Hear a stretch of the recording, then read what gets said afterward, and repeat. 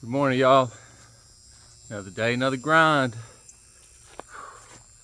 Today wasn't quite as tough as some other days, but I still had to make myself get out here and go run. It's kind of eerie out here running in the fog where I can only see maybe about 150 feet in front of me. But you know, I know the road's there, even though I can't see it. And man, sometimes I think that's how it is in our lives.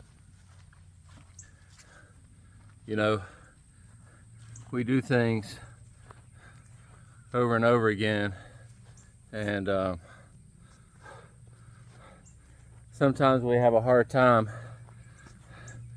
knowing if it's going to work out. You know, but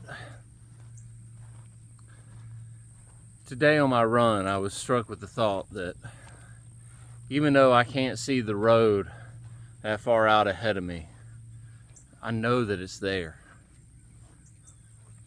And why? Why do I know that it's there, even though I can't see it? I mean, it's because I've been up and down this road hundreds and hundreds, thousands of times. I know my street. I know this road, and I know that it's there because I've been up and down it thousands of times. So just because I can't see it today because of the fog doesn't mean that it's not there.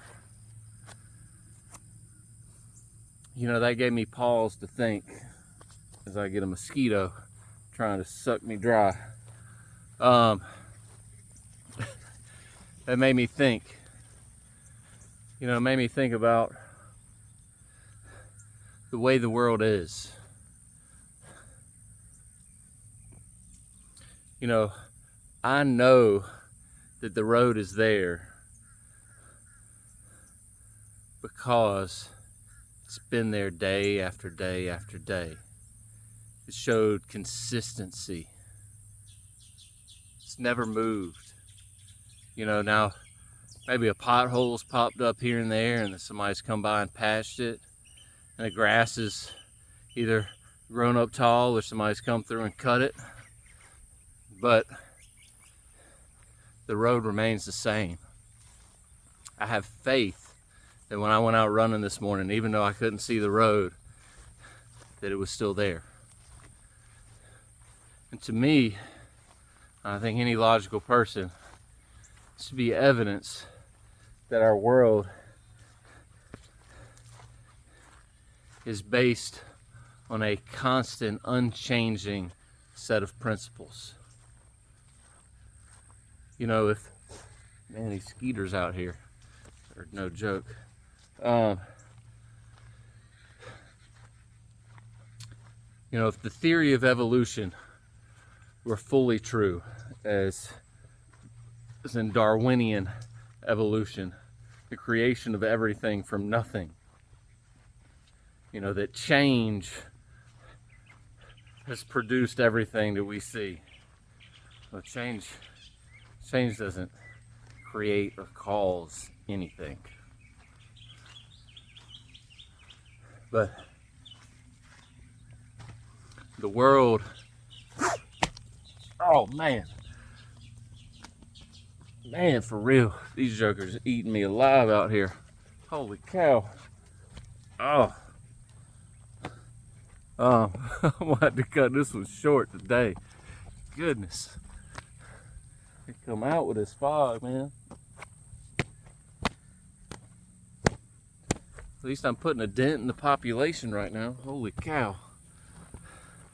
But look, I'm gonna try to focus and make this quick as I walk back up here, because I don't want to be out here getting ate up. Guess I'm too sweet. Oh cow. Alright.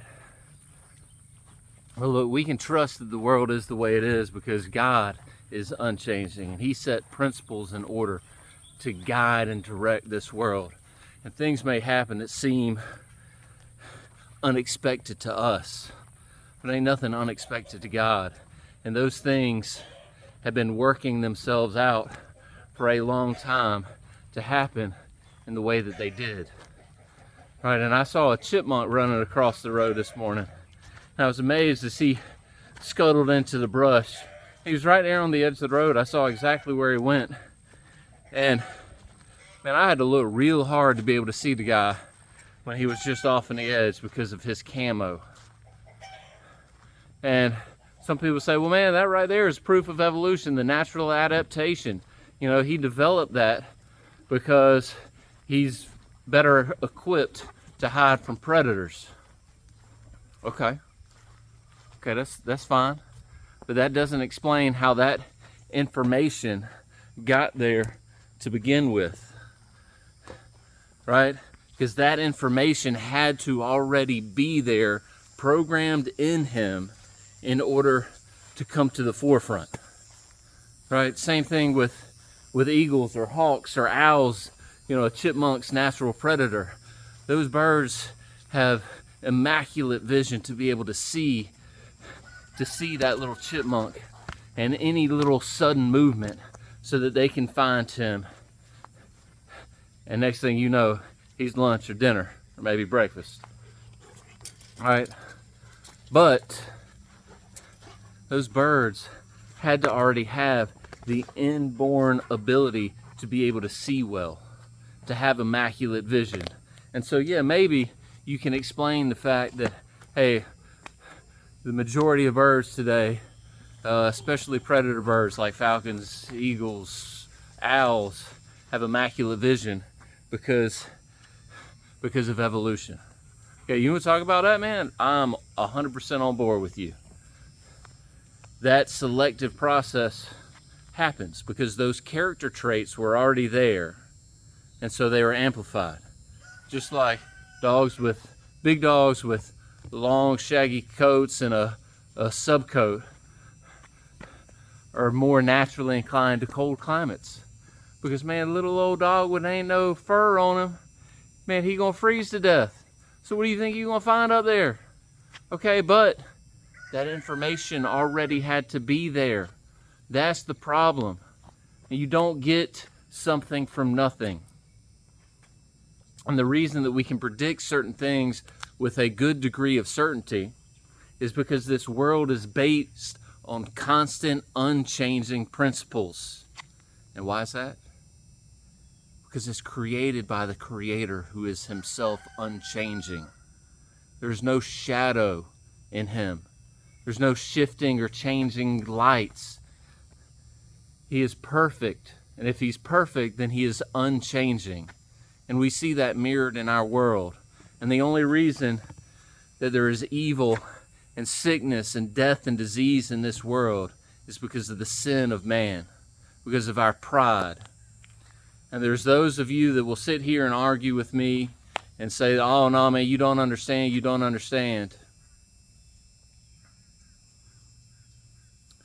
I'm telling you the truth. But it will look like madness to you until you come and surrender at the foot of the cross. We're called to kneel at the foot of the cross, to give up our lives and surrender to the Lord of Lords and the King of Kings. Because it's only when we do that that we will truly come to know anything.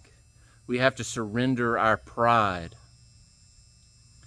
We have to surrender our pride at the foot of the cross, at the foot of the crucified Christ. Not because he remains there crucified, but because he was crucified willingly. And not just because he was crucified willingly, but because he rose from the dead. Because he lives. He defeated death and the grave. Because he surrendered his life to the Lord of Lords. And if we will do the same thing, God will open your eyes. He wants to be in relationship with you. He wants to know you. Come to him. Seek him.